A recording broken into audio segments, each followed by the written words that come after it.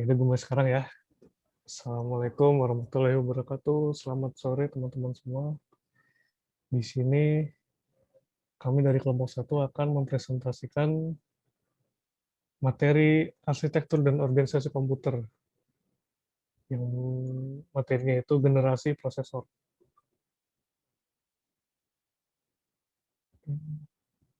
Di sini di kelompok 1 ini ada Mirza Yusuf Santosa, Ahmad Zahabi, Abiyu Muhammad Arif, Nana Damayanti, Gali Nudabi, serta saya sendiri, Ahmad Nuzulian Puzaki. Berikut daftar isi materi yang akan kami presentasikan mulai dari sejarah perkembangan prosesor, kedua prosesor dari masa ke masa, yang ketiga ada cara kerja prosesor, serta yang terakhir karakteristik penting prosesor. Untuk yang pertama akan dibacakan oleh Mas Mirza Yusuf. Silakan. Sejarah perkembangan prosesor. PC didesain berdasarkan generasi-generasi CPU yang berbeda. Intel bukan satu-satunya perusahaan yang membuat CPU, meskipun menjadi pelopor di antara yang lain. Pada tiap generasi yang mendominasi adalah chip-chip Intel. Tetapi pada generasi kelima terdapat beberapa pilihan selain chip Intel. Prosesor merupakan bagian sangat penting dari sebuah komputer yang berfungsi sebagai otak dari komputer. Tanpa prosesor, komputer hanyalah sebuah mesin dungu yang tak bisa apa-apa. Prosesor yang kita pakai saat ini sudah sangat cepat sekali. Tentu saja, untuk mencapai kecepatan sampai saat ini, prosesor tersebut mengalami beberapa perkembangan.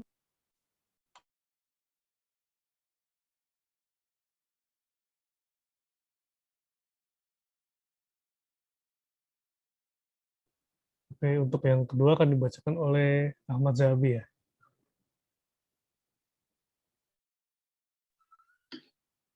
Ya, prosesor dari masa ke masa bagian 2.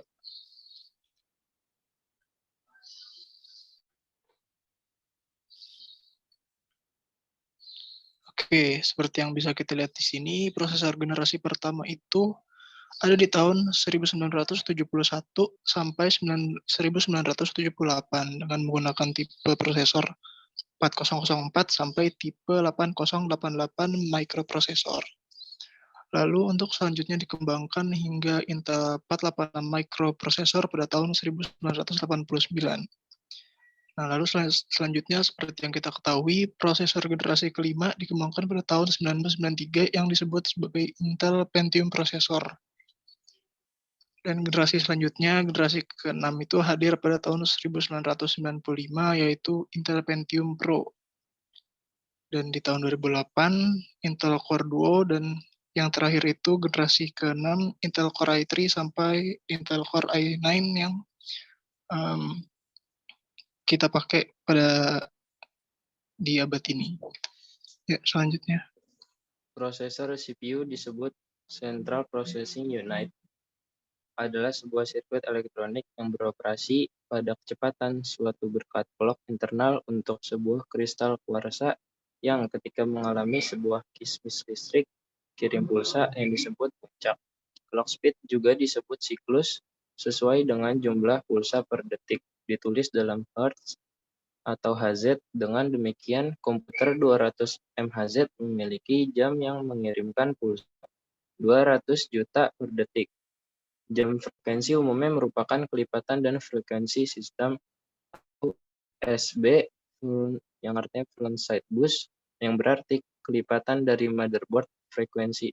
Dengan setiap puncak jam, prosesor yang melakukan tindakan yang sesuai untuk sebuah instruksi atau bagian daripadanya mengukur yang disebut CPI, memberikan representasi dari rata-rata jumlah siklus clock yang diperlukan untuk mikroprosesor untuk mengeksekusi instruksi sebuah mikroprosesor daya sehingga dapat dicirikan dengan jumlah instruksi per detik yang ia mampu memproses CPI. MIPS adalah satuan yang digunakan dan sesuai untuk prosesor dibagi dengan frekuensi. Selanjutnya.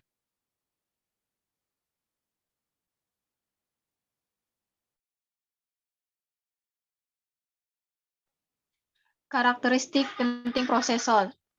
Karakteristik prosesor dapat digunakan untuk mengetahui spesifikasi dan kemampuan kinerja sebuah prosesor. Karakteristik umumnya sebagai berikut. 1. Clock speed. 2. Front side bus. 3. Cache memory. 4. Bandwidth. Next.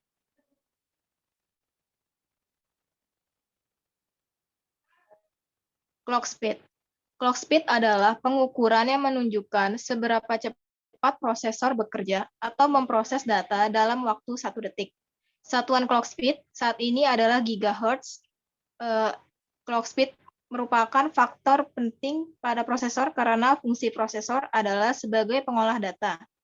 Clock speed dapat dianalogikan sebagai kecepatan mobil dalam satuan kilometer per jam, seperti misalnya Pentium 4 3,2 GHz, artinya inti prosesor mampu memproses secepat 3,2 dikali 10⁹ dalam waktu 1 detik atau setara dengan 3,2 miliar per detik. Next.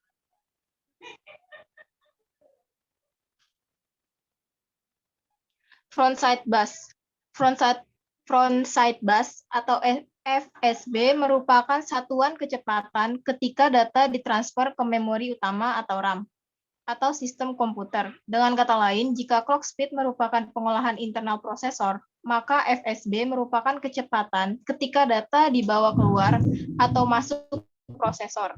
Satuan FSB adalah megahertz, dan sampai tahun 2005, FSB tertinggi yang diproduksi adalah 800 MHz, selain 400 MHz dan 533 MHz. Next. Oke,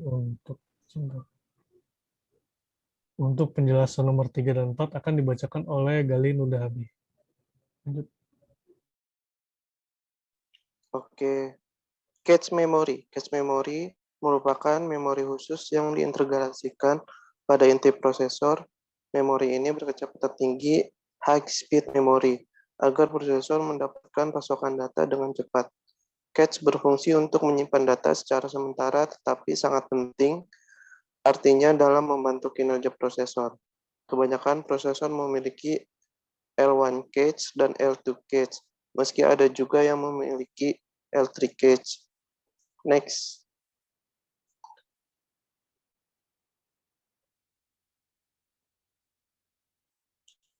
Dan karakteristik yang keempat adalah bandwidth. Bandwidth merupakan karakteristik yang menunjukkan kinerja prosesor sesungguhnya. Bandwidth menunjukkan nilai seberapa banyak data dapat diolah atau ditransfer dalam waktu 1 detik.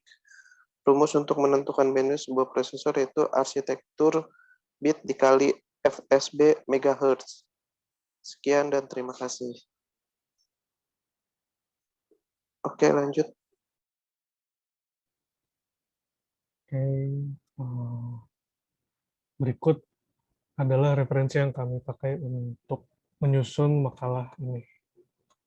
Dari 1 sampai 5 referensi ya.